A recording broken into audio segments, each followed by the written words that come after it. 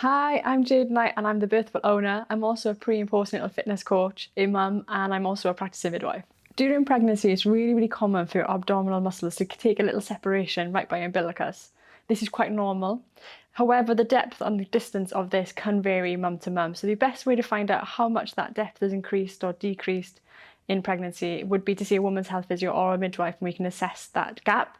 However, everyone will have a small gap, and I think because of that, it's really important for you to get back to your pelvic floor exercises and your core work. So today I'm going to walk you through some basic core work you can do in your own time. So join me on the mat and I'll walk you through a couple of them. Core work is really important no matter what kind of delivery you've had. So depending on what kind of delivery you've had before, what kind of distance that gap might be, will depend on what level you might start at. So some basic rules for you to follow. If you get any doming, which is the rounding of the stomach, or coning, as it means a pinch in the middle, that means that exercise for you is a little bit too advanced, which is fine. So just bring it back to the easier level and we build it up. The next thing I want you to think about is if we're on our back, make sure our back remains on the floor at all times. If you get any arching, that means that step is a bit too advanced for you, so bring it back slightly. Okay, so the first exercise we're going to do is the pelvic tilt, and this is really good for you if you've had C-sections as well as any other delivery. This is our basic level, which you can do from day one. So we're going to squeeze our lower back into the floor, tilt your pelvis in, you're going to hold for a couple of seconds, keep squeezing, make sure your lower back remains on the floor, and then lower back down, and then we're just going to repeat that 4 more times. Okay, squeeze that lower core, bring your head up if you can. If you want to relax on the floor, that's absolutely fine. Keep that squeeze on, make sure there's no arching around on the lower back, and relax back down. Okay, 3 more times. Again, tilt that pelvis, really emphasize that tilt. Keep squeezing, and relax back down. Okay, we've got 2 more. Bring your head up, push your lower back into the floor, keep that squeeze on. You can use your fingers to make sure that the right muscles are squeezing. Relax back down. Okay, we're going to do that 1 more time. Lift your head, squeeze your lower back into the floor, get that tilt on your pelvis. Lovely. Okay, and relax back down. Okay, so the next one we're going to go into is our pelvic tilt into a glute bridge. So the first part is going to be our pelvic tilt. So we're going to tilt our pelvis towards us, get that squeeze on in our core, pushing our lower back into the floor. We're then going to focus on our heels. All our weight should be pushed to our heels. You can put your hands on your hips to ensure that tilt is on. Push your heels into the floor, come up nice and tall. Squeeze, make sure your core stays on, and then lower back down.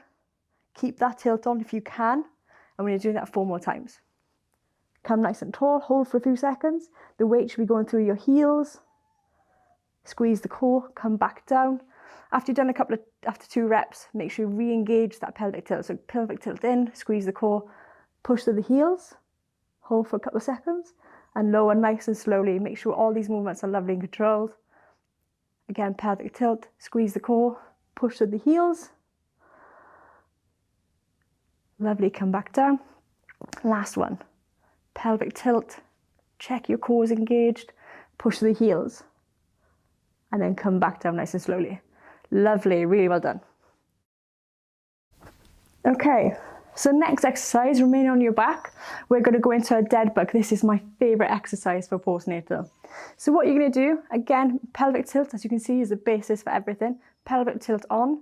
Now in that position, you're going to squeeze your lower back into the floor, make sure your core is contracted, and you're going to bring your legs up. So in this position, it's so important that you don't bring your legs too far, don't bring them too high.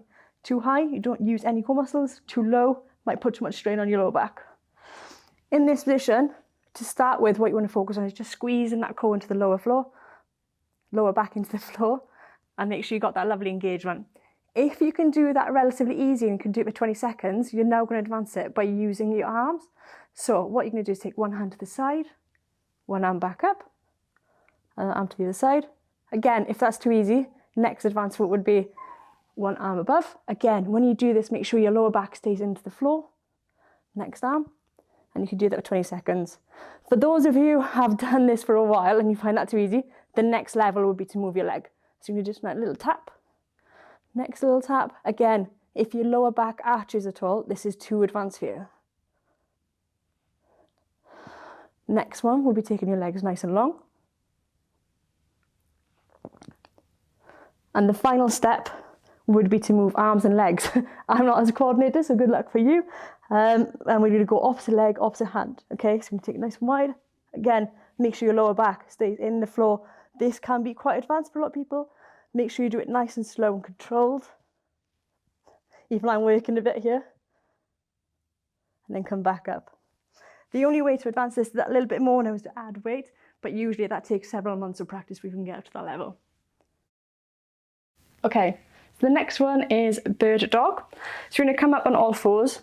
So when you're in this position, what I want to make sure is your hand is below your shoulder, so you're not going to put too much strain on, especially while we have a lot of relaxing in our body. The next thing is to really think about our neutral position of our back. So the best way to do this is to actually emphasize a cat, and then come up, and then just relax, and that should take you to a neutral position. Otherwise, the other way of doing it is literally just squeeze your core, and it should take you to a nice neutral position of your spine. Okay, so what you're going to do now, you're just going to push one hand to the wall in front, and one foot to the wall behind you in sequence. So push out, hold for a couple of seconds, come back in. If you're okay, you can switch hands. If not, you can do the same side.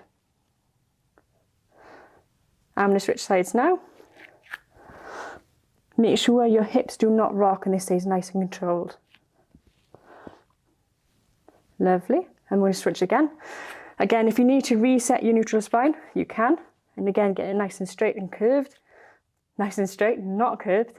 And make sure your core is lovely engaged. So we're going to go again. Again, making sure your hips do not rock. Do not rock either side. Your core is engaged at all times. Lovely, got one rep left. Slower and more control, the better. Lovely, that's that exercise. Okay, so just things to remember when you do core work. Make sure there's no coning and doming. Make sure your lower back stays in a neutral position. Make sure the core stays engaged. Another key thing that we haven't talked about, which is really important, is your pelvic floor and connecting that with connecting breathing. The way to make this better is to make sure you have a consistent routine. So I would suggest twice a week that you aim to get them really, really nicely and well controlled in a slow pace. Once you can do that, that's when you go to the next level. And trust me, if you stick at this for a few months, you'll see a massive improvement.